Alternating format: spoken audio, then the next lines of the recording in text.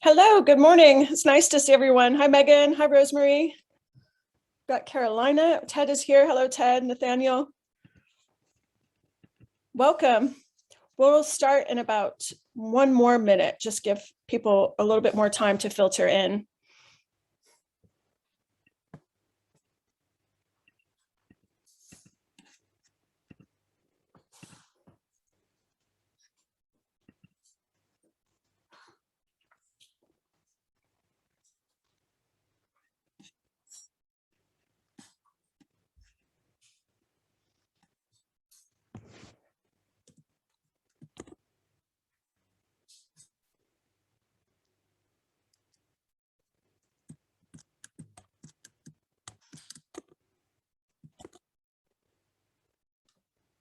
Okay, I'll go ahead and get started. Welcome. Thank you so much for coming to our webinar. We are holding these webinars every other month, and we invite you to come back and spend some time with us again. My name is Heather Flo, and I am the PI for the Rights for Time Research Network. Today, we're going to be talking to you about our Kenya research. We're conducting research in 5 different countries, Kenya being one of them. And we also have research projects in Jordan, Palestine, Rwanda, and Lebanon. And what our network is doing is that we are studying humanitarian protection initiatives that communities themselves have developed. And we're a collective of academics, NGO, and CSO partners who have a long-standing track record of co-developing and co-delivering research in context with partners in the Global South. We are an interdisciplinary research network, and we are also intersectoral. So we would like to invite you to join us and become a part of our network. We'll pop in the chat our URL for our website, where you can learn more about all of the research that we're doing and ways in which you could become involved in the Rights for Time network. So without further ado, it's my pleasure to introduce our first speaker, Sarah Rockowitz, who's a PhD student in the School of Psychology and in the School of Nursing. She's going into her 3rd year, and her PhD is focusing on medico-legal responses to sexual violence in Kenya. And her talk today is on one of her thesis chapters, and it's entitled Patterns of Sexual and Other Forms of Violence During the COVID-19 Pandemic in Kenya. Take us away, Sarah. Thank you, Heather, for that introduction and for reminding me that I'm a 3rd year PhD student, because I have been forgetting. So as Heather mentioned, I'm going to be talking about the patterns of sexual and other forms of violence during the COVID-19 pandemic in Kenya that we found during our research. Today, I'm going to be talking about some background information about sexual violence around the world and in Kenya specifically, then talking about the goals of our research, how we collected and analyzed the data, what we found, what we recommend based on those findings, and what our outputs have been so far. Just to give some information about sexual violence around the world, it is a public health and human rights problem with both short and long-term health and economic consequences. There are 120 million girls and adolescents under the age of 20 who have been forced to engage in sex or perform other sexual acts, and 202 million women worldwide have experienced sexual violence at least once during their lifetime. It's important to note that these numbers are estimates because sexual violence is hugely underreported around the world. Fewer than 40% of people who experience violence seek help of any kind, and sexual violence is often misclassified or grouped with other types of violence, which leads to further underreporting. Just to give some background information about Kenya, which is where this research took place, Kenya is a country located in East Africa, as you can see circled in red on the map to the right. Kenya ranks 147 out of 189 on the Gender Inequality Index, and the Gender Inequality Index measures gender inequalities in 3 key areas of human development: reproductive health, empowerment, and economic status. Over 11 million women in Kenya have experienced sexual violence as children and/or adults, but again, rape is hugely underreported in Kenya, and it is estimated that only 1 out of 20 women in Kenya will report a rape, and only 1 in 6 will seek medical assistance. When survivors do report rape to the police, the cases are often rarely successfully prosecuted. COVID in Kenya was first announced officially by the government in early March 2020, and a strict lockdown was enforced soon after. The lockdown included the closure of schools, restaurants, and non-essential businesses. In the first 9 weeks of curfew in Kenya, 15 people were killed by the police. There was violence between police and citizens that occurred publicly and sexual violence that occurred privately. You can see in this picture on the right that the police are enforcing a curfew as people were trying to get ferries home. And instead of letting them go home, they had them all arrested and forced them down on the sidewalk. The table on the right shows the typical journey of a survivor as they try to access services in Kenya, but there are financial barriers at multiple points throughout the process that the survivors might face. They also might feel threatened and stigmatized or be reluctant to tell the authorities about their abuse. Health centers also might be poorly equipped, and personnel might not have had adequate training in post-rape care or forensic medicine. Clinics can also be difficult to access due to distance or lack of transportation, and they may be completely out of reach during times of national unrest, such as post-election violence. Some survivors or the families of their perpetrators choose to pursue customary structures for resolving these issues. So they'll talk to a chief or a tribal elder rather than going to formal health or legal services. Only 4 out of 10,000 women who were treated for sexual violence at the Nairobi Women's Hospital in 2018 had their cases referred to the courts. There were 2 main sources of data on sexual violence against adults and children in Kenya that we used. These are the Demographic and Health Survey and the Violence Against Children Survey. The data is helpful, but it's also quite limited. Neither survey collects information about the specifics of the violations, such as the time or location, and the DHS also uses a modified version of the conflict tactics scale to ask respondents about whether or not they had experienced violence. But this list excludes some types of violent acts and may mean that some respondents who are experiencing violence do not report it. Additionally, violence is highly stigmatized, and we know that fewer than 2/3 of the people who should be completing the intimate partner violence module actually complete it. Because of the pandemic, my PhD research was forced to come to a pause due to the restrictions on international travel. So instead, we used this opportunity to prospectively document cases and see whether people were able to access vital services during lockdown.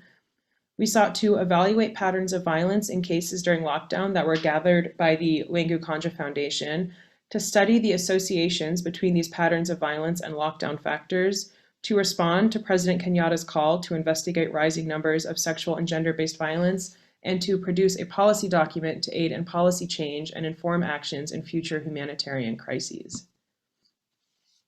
Knowing what we did about the depth of questions asked by the DHS and the Violence Against Children survey, as well as the stigma that prevented respondents from being forthcoming about the violence they've experienced, we worked with the Wengu Kanja Foundation for this project. The Wengu Kanja Foundation has representatives in all 47 counties in Kenya that work with survivors of sexual violence. They've also created a mobile application that is used to collect data about sexual violence incidents. The app collects data from all over Kenya, and because the government does not routinely gather data about sexual violence, the Wengu Kanja Foundation holds more information about sexual violence than any national survey that has been conducted. The data that we used in our study was collected by members of the Survivors of Sexual Violence in Kenya network, which is an offshoot of the Wengu Kanja Foundation, and included detailed information about survivors and perpetrators and where and when the incidents occurred, which allowed for studying patterns of sexual violence. You can see on the right our standardized data collection sheet, which the interviewers used to take notes about the specifics of an event. And the way our data collection worked is that there was a WhatsApp group that was used for communicating about new incidents. In the WhatsApp group were gender defenders and volunteers from the Survivors of Sexual Violence in Kenya network. When a new incident was put in the report, in the chat, it was all the members in the group saw it, and whoever was in the region where the attack took place contacted the survivor and set up an interview. Our interview protocol was informed by the WHO's guidelines on sexual and gender-based violence research, and we also included safety measures that we developed internally. Due to the urgency of the situation, we analyzed the first 100 interviews and immediately published a report and policy document in response to the president's call. In this report, we concluded tentatively that new patterns of violence seem to be emerging. We found that COVID-19 emergency measures were amplifying women and girls' vulnerabilities to sexual and gender-based violence and preventing them from accessing life-saving services. According to the Violence Against Children survey, existing data taken in the years before the pandemic found that the mean age of children reporting sexual violence was 16. However, our data found that the mean age of children was 12, a decrease by 4 years. For adults, there is no existing national survey data about the location or time of day of attacks, but our research found that most adult victims were women and 50% were attacked by a stranger, whereas before the pandemic, 10% were attacked by a stranger. One possible explanation for this is that due to the national lockdown, a woman on her way to work might find herself alone on the street, whereas before there were other people around to offer some protection. After we published the preliminary report, we continued with data collection and ended up with more than 900 cases. After excluding some because of missing predictor variables, we had 514 cases, which represented all 47 counties in Kenya. For our logistic regression, age group was the dependent variable to determine which offense characteristics significantly differentiated the child and adult groups. To determine which variables to enter into the model, we used Pearson's chi-square test for association.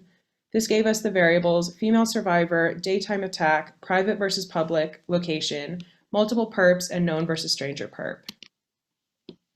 These tables show a more detailed descriptive analysis of the child and adult cases on the relationship between perp and victim and the locations in which the attack took place. As can be seen, age group was significantly associated with the relationship between perp and survivor. Children were most often victimized by neighbors, followed by strangers and family members, whereas adults were most often victimized by strangers, followed by other types of perpetrators. Age group was also significantly associated with attack location. Children were most often attacked at the perpetrator's house, and adults were most often attacked in public locations. Our findings show that children compared to adults were less likely to be female and less likely to be attacked by multiple perpetrators. Children compared to adults were more likely to be attacked in a private location by a known perp and in the daytime. And our model was able to correctly classify 78% of cases perpetrated against adults and 44% against children. As previously mentioned, the average age of children in our sample was 12, which is 4 years younger than the nationally representative sample taken before the pandemic. Children were also 1.61 times more likely than adults to be attacked during the day, and the proportion of boys in the children's group was larger than the proportion of men in the adults group. There were a few limitations of our study. We could not make national inferences because, as previously mentioned, there was no representative data from before the pandemic. We also don't have information about trends because Kenya does not collect longitudinal information about sexual violence, and we can't evaluate patterns of violence because of lack of existing in-depth information about violations. We have a few recommendations based on our research. We think that there should be more inclusive, integrated, and multi-sectoral SGBV prevention and protection, and it should be central to the government's emergency and recovery plans. We also think that there should be more of a focus on protecting children in future policy, and that safe spaces should be set up in the case of future lockdowns, and that first responders should be trained about how to identify and report cases of violence against children. There should be routine data collection to inform prevention and protection policy, and also to identify geographic clusters of crime. And there should be lockdown exemptions for people who are seeking medical and legal services, and accessing these services should not get them in trouble with the police. There should be an improved referral pathway using more advanced technology to support survivors as they seek help, and there should be age-appropriate messaging targeted towards children to teach them about sexual and gender-based violence. The outputs of our research so far have been the report on the left, as I previously mentioned, a perspective piece about children's vulnerability to sexual violence during COVID in Kenya, and also a journal article, sorry, these are swapped, about patterns of sexual violence against adults and children during the COVID-19 pandemic. Thank you.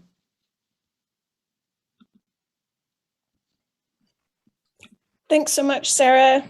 It's brilliant, and it exemplifies the cumulative harms that survivors in Kenya face as they attempt to go about their lives. And in the Frontiers article, we talk a bit about service access in the aftermath of violence suffered during the pandemic.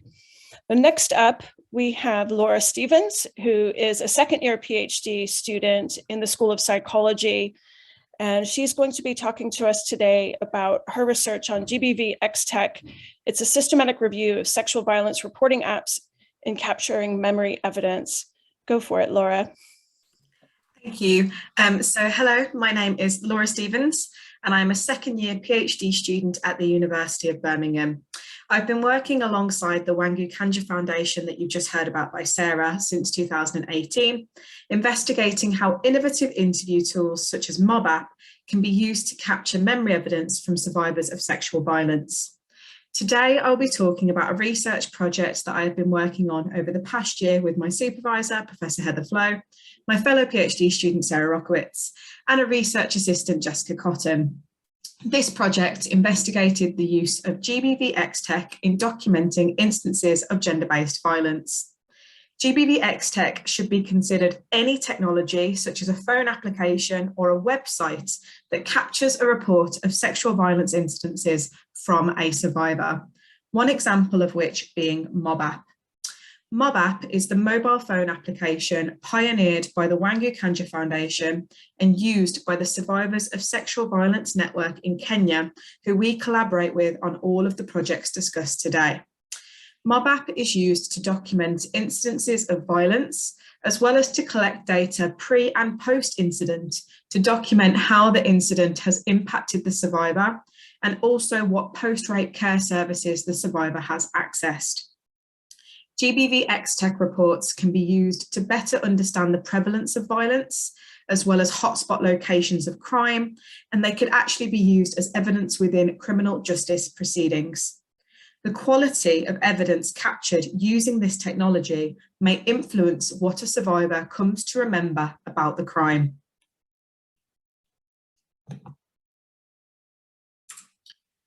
Okay, so GBVxTech aims to address the global issue of gender-based violence.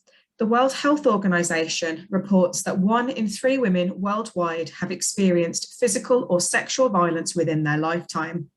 For every 1,000 instances of sexual violence, only 13 will get referred to a prosecutor and only 7 will lead to a felony conviction. This may be due to a variety of factors, such as a lack of evidence. GBVxTech is pivotal in the current climate due to the globally poor prosecution rates, as GBVxTech allows survivors to document their experiences themselves without having to report to the police straight away. The purpose of this research is to understand how evidence is captured on these alternative reporting systems and whether they can be useful in legal proceedings. To be most useful in criminal justice proceedings, we wanted to investigate whether GBVxTech corresponds with what is known to be best practice within face-to-face interviewing. Research has established the following 4 elements to be important in best practice interviewing. Firstly, open questions that elicit a free recall narrative response from an individual about their experience. It allows them to discuss what has happened in their own words and at their own pace, and has been found in the research to produce the most accurate and detailed responses. Using open-ended questions promotes listening to the survivor's independent voice, which is crucial to allowing them to feel believed and heard. Other aspects of promoting independent voice are things such as not interrupting the survivor. By allowing a survivor to document their own voice, you will gain a more complete and accurate account. Rapport building is the process of establishing safety and trust with the survivor prior to an interview. This is to make an individual feel more comfortable and has been found in the research to increase the number of details and accuracy within reports. Finally, ground rules help to set expectations of what is to come within an interview and establish how you would like an individual to report. One example of which is that if an individual is unsure of a particular detail, it is acceptable to say, "I don't know," to prevent guessing. Research has found that ground rules such as this "I don't know" principle increase accuracy. Lots of research has established what is best practice in face-to-face interviews, and the current research sought to investigate whether GBVxTech encompasses these principles to collect the best possible memory evidence that could be useful in future criminal justice proceedings. We began our review by gathering as much GBVxTech as we could find. This was done by looking at a previously published review on app technology within the GBV field, as well as Google searches and recommendations from collaborators. Our study is focusing only on technology that documents reports of memory evidence, as these have the greatest potential to impact legal proceedings. We excluded any technologies that we were unable to access, and this left us with a final 9 technologies to review in our sample. Benson and Powell 2015 conducted an evaluation of investigative interviewing training packages, establishing the following criterion list to evaluate them. We have adapted this criteria in parts to suit GBVxTech and also to provide additional details for aspects that are only relevant to technology, things such as data storage and security protocols. The first element of the criteria was the types of questions asked within GBVxTech. The second element of the criteria is adherence to interview protocol, which includes the elements previously discussed, such as rapport building, ground rules, and documenting a survivor's independent voice.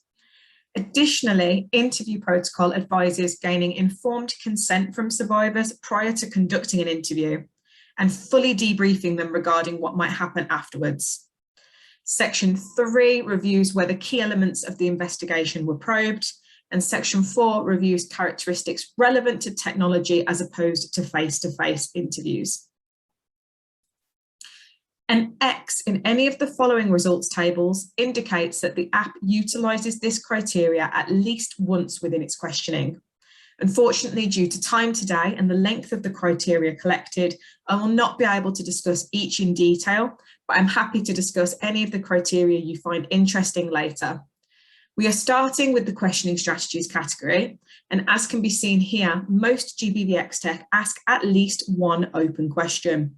With regards to MobApp, we know that interviewers begin by asking an open free recall question in person, but for the purposes of this study, we only analyse the questions that were present within the GBVxTech interface. It is positive that technologies are using open questions as they create an environment for accurate and detailed recall.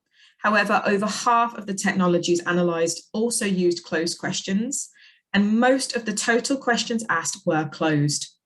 Face-to-face interview literature would prohibit the use of closed questions. These are prompts that limit the response of the survivor, such as questions with a yes/no answer, or those that provide a prescriptive list of options for survivors to choose from. This may limit the amount of detail that the survivor can provide, but may also make them feel invalidated if the answer they would like to provide is not represented within the options. We would recommend using free recall text boxes wherever possible to allow survivors to recall in their own words and in as much detail as possible. If drop-down menus must be used, we recommend having an option that is called Other, so as people can actually provide their own answer, and this might helpfully reduce attrition and invalidation. Many GBVxTech ask specific questions pertaining to the incident, which is good at collecting details pertinent to the investigation. And a real positive was that no GBVxTech was found to ask leading questions that could misinform a survivor's testimony. Each of rapport building, ground rules, and independent voice was a category that held many subcategories. Therefore, an X in these columns represents that they have achieved one of those subcategory elements. Thus, it looks really promising that technologies are covering at least one aspect of rapport building, ground rules, and documenting a survivor's independent voice. However, in reality, they may only actually achieve one of the sub-criteria when there are many more elements to be covered. However, one real weakness of the GBVxTech is the limited use of a debrief to tell survivors what might happen next.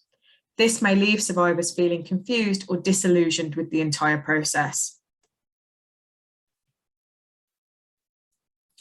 As previously noted, many GBVxTech ask specific questions that can document data pertinent to the investigation, such as time, location, did you know the offender, were there any potential witnesses, and was there any evidence that could be collected or was collected.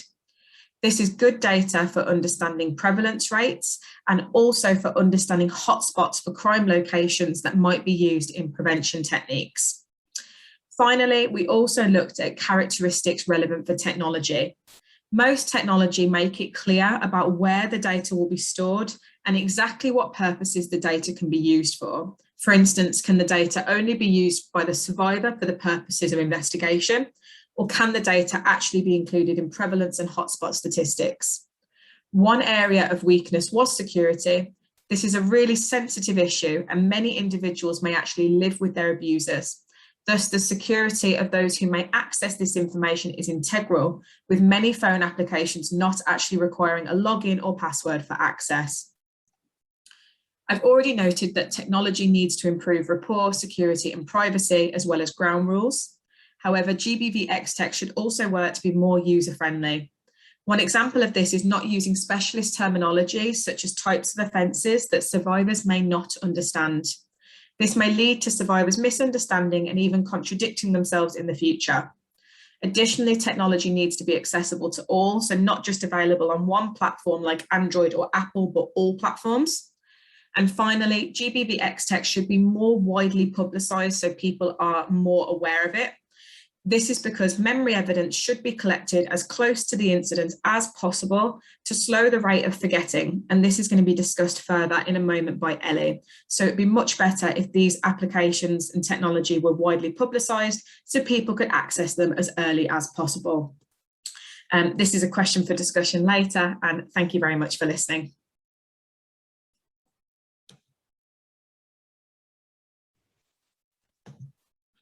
Thanks so much, Laura, for your talk. I really enjoy the work that you're doing there. It's so interesting to see people taking measures to document their own cases and how that information might be used, whether it's reported to the police or not, for communities perhaps to protect themselves by identifying crime hotspots, or also by enabling the police to see where there are gaps in police services and security. So our next talk is being delivered by Dr. Kari Davies, and she's going to be telling us about our Kenya case study work, which is going to further some of the projects that you're hearing about today. She's going to talk to us about using behavioral crime linkage to tackle gender-based violence. Thank you, Kari. Thanks very much, Heather. So hello, everyone. As Heather said, my name is Kari Davies. I work at the Bournemouth University, and my primary focus is on using behaviour to try and link particularly sex offences. So to give you a quick overview about what behavioural crime linkage is, we've heard in previous talks from Nora and Sarah who have really nicely summarised the prevalence of GBV in Kenya and really highlighted the importance of drawing attention to and proactively tackling this type of crime. Behavioural linkage can really help with this because what it does is uses behaviour exhibited at crime scenes to assess whether offences are linked, i.e. that they are committed by the same offender. So when we mean behaviour, we can talk about a range of variables from the time or the location of the offence through to more specific behaviours such as the manner of approach that the offender used, like whether they asked the victim for the time, whether they approached them in a bar, whether there was more violence used in the initial approach. So when we're talking about a wide range of variables that encompass many different aspects of the offence, from, like I said, location and time to approach, right down to the particular criminal acts that were committed. Behavioural crime linkage is based on the principles of behavioural consistency and distinctiveness. Now, this means that in order to identify patterns of offenders need to be consistent in their behaviour, which means they need to demonstrate the same or similar behaviour across different crime scenes. They also need to be distinctive, and that means that they need to show enough singularity in their offences that we can distinguish one pattern of offending from another offender's pattern of offending. Now, the benefits of behavioural crime linkage are manifold, really. Firstly, it can help to identify serial offenders. This is obviously really important, given the amount of importance placed on apprehending serial offenders, the amount of distress and alarm that it can cause community to know that there is a serial offender operating in the area, and also to make potential survivors aware of offenders that exist. So in this country we have Clare's Law, which relates to the disclosure of someone's previous domestic violence history. So identifying when someone is really, really important in terms of understanding the context of their offending and the severity of their offending. It also means that evidence from different crime scenes can be compiled. So, for example, if you have some partial forensic evidence in one crime scene, and you also have some eyewitness testimony in another crime scene, understanding that those two crimes might be linked on the basis of behaviour does give you an opportunity to then start to compile other evidence which can strengthen a case. Finally, it can also mean that law enforcement resources can be more appropriately allocated. If we under cases are linked and therefore attributed to one particular offender as opposed to lots of different offenders, it means that investigations can be combined and appropriately focused on the search for one particular person.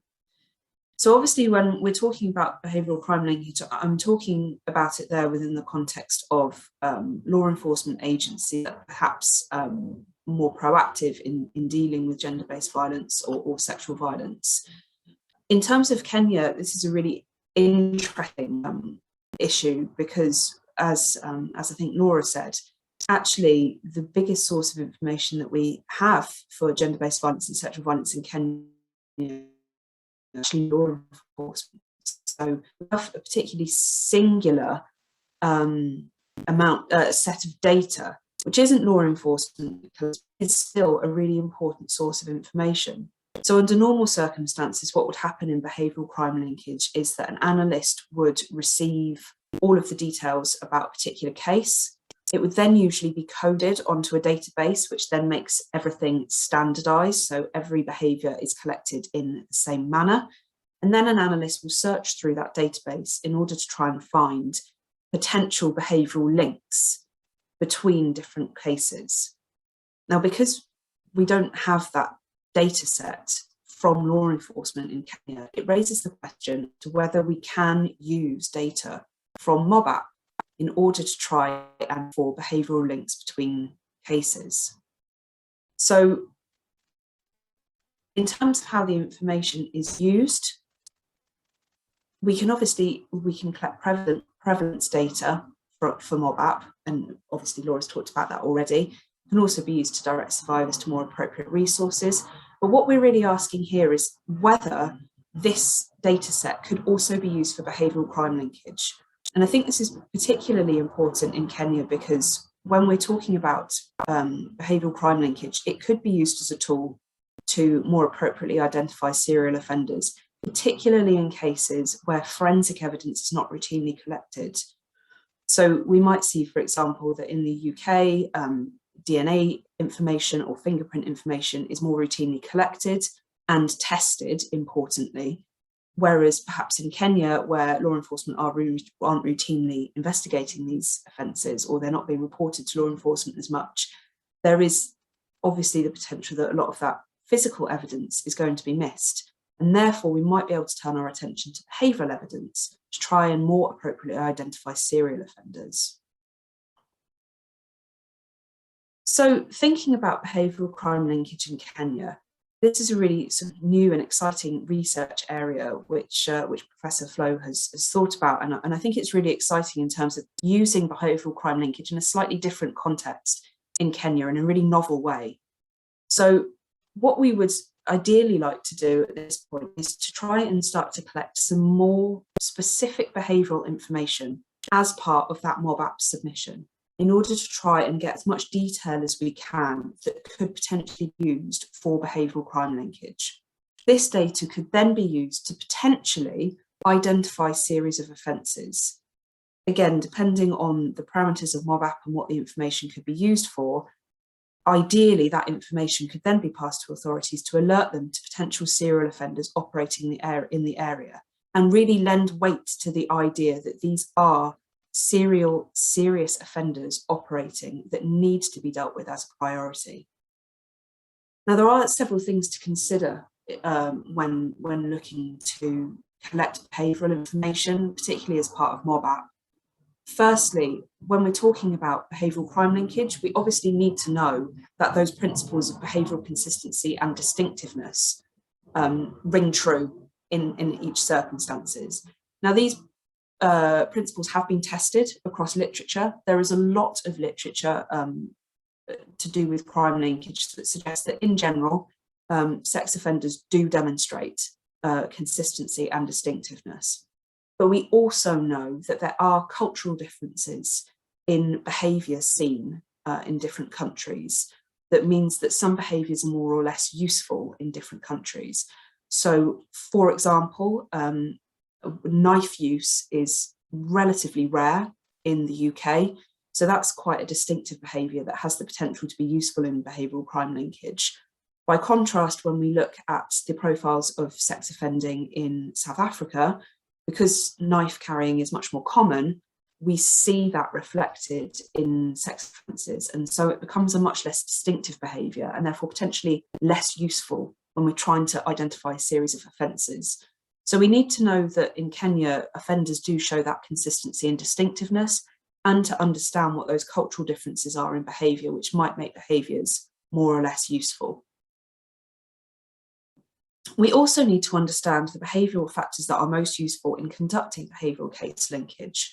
So in general terms, we have a body of literature which suggests that things that are under an offender's control are more likely to be useful in behavioural crime linkage because they are less subject to external influence. So for example, the approach used by an offender, we would assume is going to be relatively consistent over time because they have control over how they approach that victim. By contrast, the level of violence used is often very difficult to use to link crimes together because that is very, very dependent on victim resistance during the offence.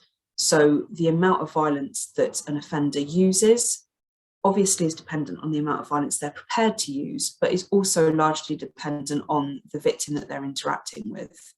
So we need to understand the behavioural factors that are most useful to conduct behavioural crime linkage so that we can put those factors into MOBAP and not overwhelm survivors with questions that perhaps aren't particularly necessary.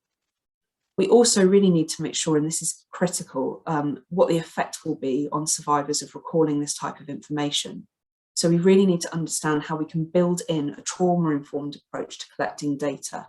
So when we hopefully start to trial this, what we really need to understand is the types of impact that asking survivors to recall different types of information is going to have, and whether actually there are certain behaviours that we can be relatively confident of asking without causing secondary trauma, and whether there are variables that really we need to stay clear of because those are variables that are not appropriate to be asking, particularly over a MOBAP submission. So this is relatively speculative at this point, but I hope you'll agree that I think this is a really exciting new avenue for research, and I'll be happy to take your questions after the last talk. Thank you very much.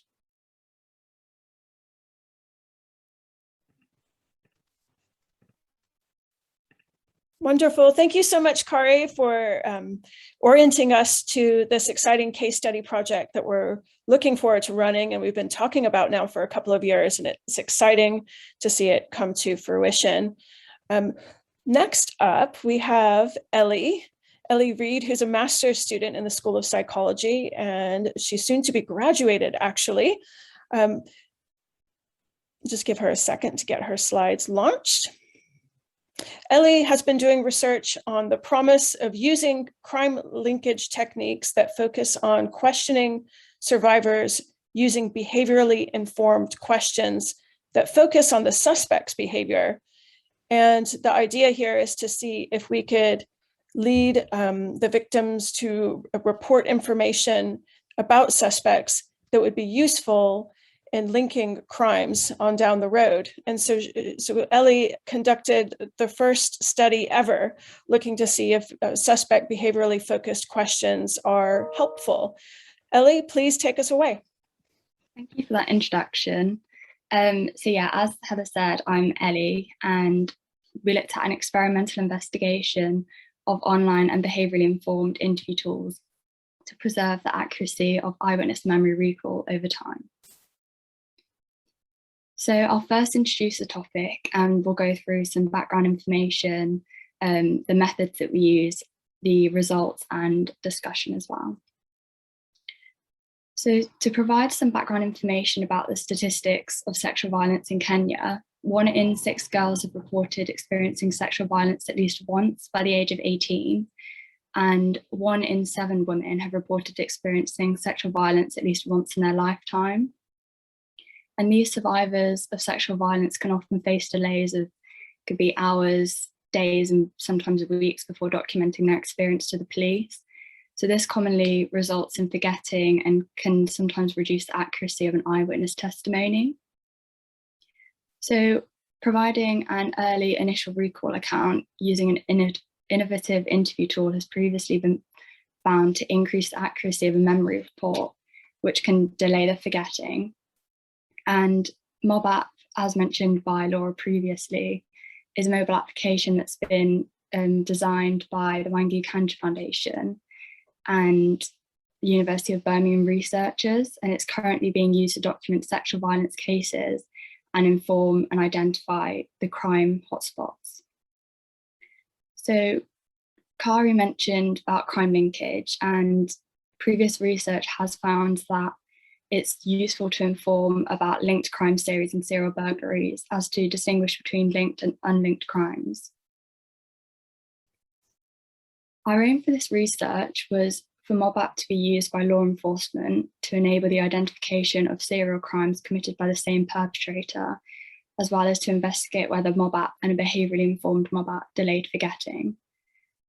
And we aim to answer questions in our research about whether an initial recall account documented increased correct details and accuracy 1 week later compared to a delayed free recall, and whether an behaviourally informed MobApp, it's further known as MobApp Plus, documented greater behaviourally relevant and non-behaviourally relevant details than MobApp and the control condition.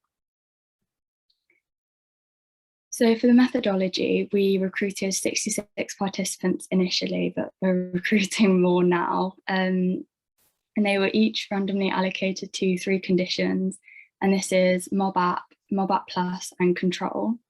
And all participants watched a mock burglary, which was used instead of a rape scenario due to the ethical implications of a rape scenario. And immediately after viewing this burglary video, MobApp and MobApp Plus freely recalled the video and then answered some questions about the video, whereas the participants in the control condition didn't. And then 1 week later, all participants freely recalled the mock burglary. So when we coded participants' responses, we measured correct and incorrect details, as well as confabulation. And then we also looked at behaviourally relevant and non-behaviourally relevant, both correct and incorrect details.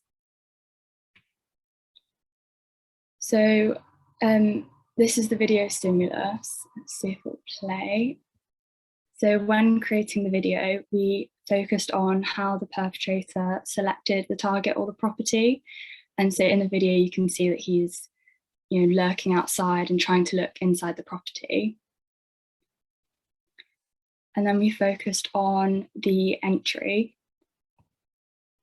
So this is how he gained access and how he entered the property. So we can see that the homeowners locked the door and put a key under the mat, and he's walking up to the house. He's seen that she has done this.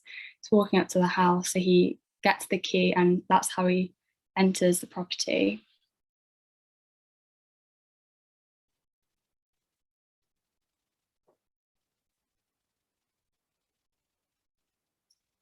And then we focused on the search. So We're looking at whether the search was a tidy or a messy search, if he showed any forensic awareness, which we can see he's putting on gloves, he's closing the blinds, and then it also focuses on the items that's stolen. So it's a long video, but yeah, he does steal like a laptop and a box.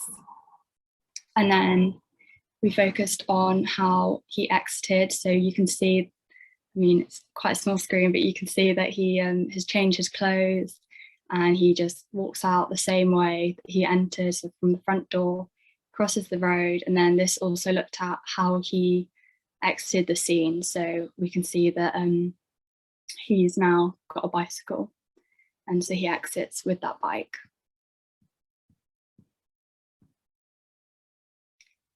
So then this slide looks at the questions and what questions that we used, but questions for the mob app were adapted from the original mob app, and they were changed to relate to a burglary instead of a sexual violence assault. And these questions focused on the location and the time of the crime, as well as what type of crime occurred, and questions relating to how many perpetrators were involved and whether they knew the offender. And then questions for Mob App Plus were taken from the original Mob App but extended and to be informed by crime linkage. And the questions informed by crime linkage focused on asking about specific details relating to how the offender targeted the property, how they gained access and entered the property, as well as what their search was like and how they exited the property.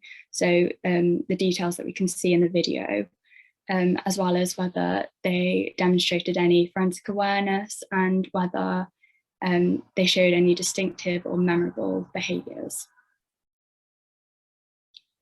So once we ran statistical analysis, we found a significant difference between conditions for accuracy. Although Mob App and Mob App Plus showed very similar findings across all measures, but they both significantly differed to the control condition, meaning that an initial recall account does document increased accuracy compared to a delayed free recall account, which does delay forgetting. So to finish off with discussion, our findings are in line with previous research, and they do show that an initial recall enables rehearsal and does lead to greater accuracy at 1 week recall. Although an initial recall account differed to a delayed recall account, both the initial recall accounts in Mob App and Mob App Plus documented similar results. And this could possibly be due to both of them focusing and asking on questions related to temporal and geographical proximity. And these are both shown to be best indicators for informing crime linkage in previous research. So to conclude, we can say that Mob App is really, really useful in documenting an initial accurate recall. And therefore it should be implemented by law enforcement in Kenya. So questions in the Mob App Plus condition, think that they need to be improved a bit and maybe adapted as this was the first study to investigate using crime linkage to inform questions at the investigative stage. And it would also be really useful to look at these questions in a semi-structured interview. So this could enable follow-up questions of anything that participant said that was really interesting, you need to ask a bit more or get a bit more details out of it. And then as we tested this experimentally, we next will do so in the field with the Survivors Network, and this is mentioned by Kari as well. And this will allow us to study the feasibility of behavioural questions in Kenya and in the context of sexual assault, and whether these types of questions increase the amount and type of details reported. So thank you for listening, and yeah, I'll be happy to take any questions at the end. Well, now.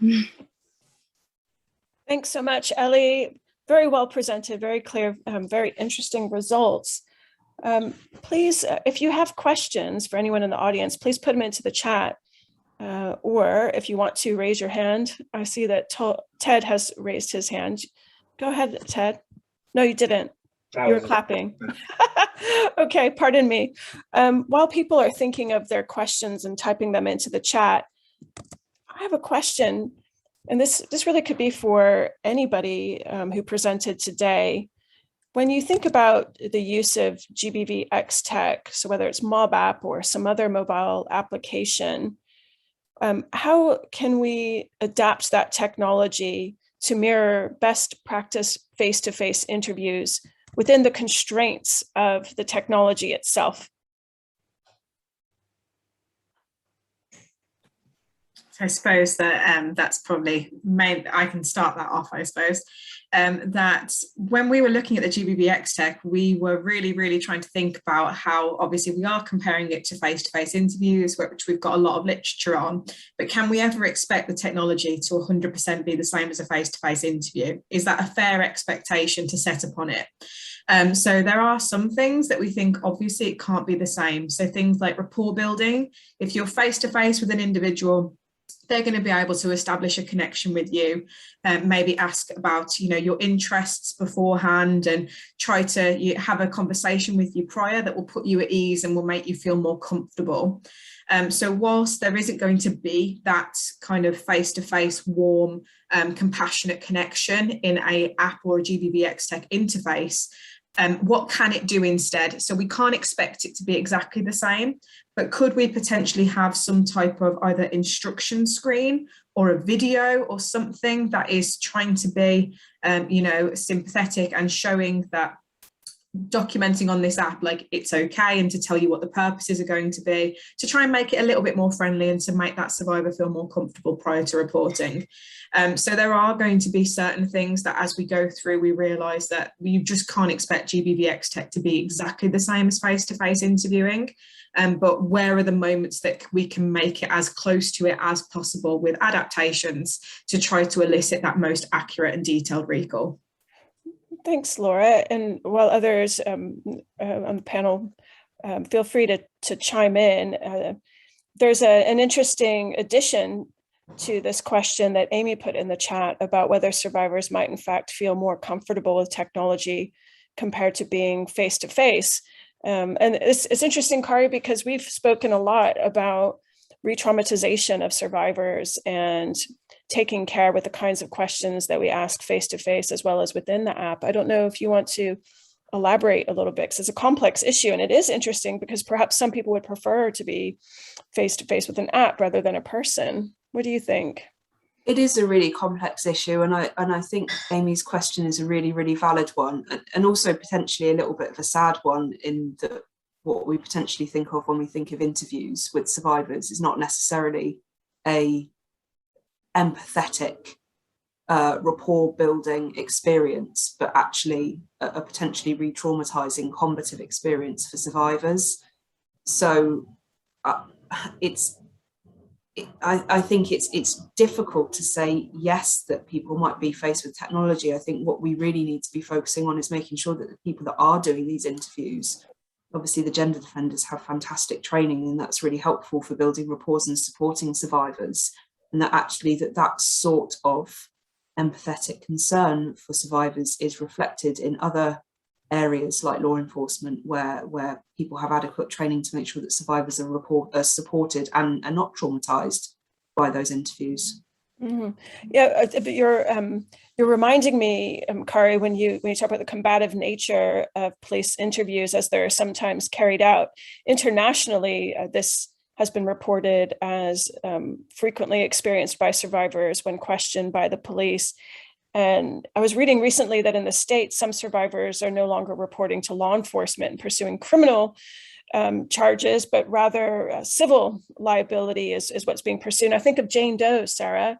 We looked into that as an app, and it's also a way of linking serial crimes and then bringing civil claims against perpetrators. I don't know if you have anything to add there. I see your hand, Megan. We'll come to you in just a second.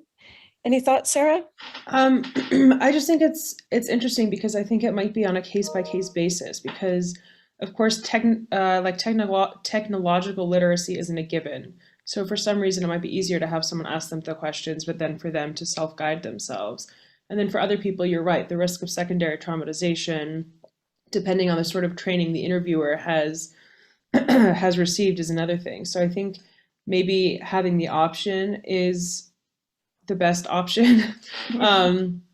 Because yeah, some people, and also I think a benefit of face-to-face, of course, assuming that someone has been trained properly, because if someone is to go through the app at home on their phone, there's no one there to see how it might affect them. But if there's a face-to-face interview and you can see that going through these questions is really causing more psychological harm for someone, then you're there to link them up to resources. So I think there are a lot of facets that need to be considered, and I think both are viable options, kind of depending on the situation. No, that's a good point, Sarah. The training of the interviewer is really important, because if someone is completely insensitive and doesn't understand how their questions might be affecting the interviewee, then they're better off at home alone on their phone trying to work through it by themselves. So yes, and with an international app, it's really difficult to think through resource referrals, because the person could be anywhere in the world and you don't have a way of vetting how good those resources might be. Megan, please. Yeah, I think what you're doing is fascinating, and I'd love to talk to you all more about it. I'm based at Sheffield Hallam, and this is a research area that I'm really interested in. And my background before I came into academia is I were an ISVA and I worked for Rape Crisis. And I was just wondering whether there would be a way to build in perhaps aftercare services into these sorts of apps, because we know that like charities like Rape Crisis, that, you know, getting space, even office space, to see people face to face is really difficult. So I just wondered if that was something you were that in this development we were considering. I know we touched on debriefing and secondary trauma, but actually providing some aftercare to people so that they don't feel that they're sharing this experience and it becomes, you know, useful for investigation, but then they're sort of left dangling really after they've shared it. So I just wondered if that was something you've been considering really. Yes, so in the case study, Kari could talk a bit more about, I'm sorry, Laura. No, it's okay. I was just going to say that is one of the characteristics in the evaluation. It is. I couldn't talk about everything today, but that is actually one of the steps in our criteria is, do they signpost psychological support, not just psychological, but all types of support. So sorry, I'll shut up now, but it was a criteria I couldn't touch on today because of time, but it is there.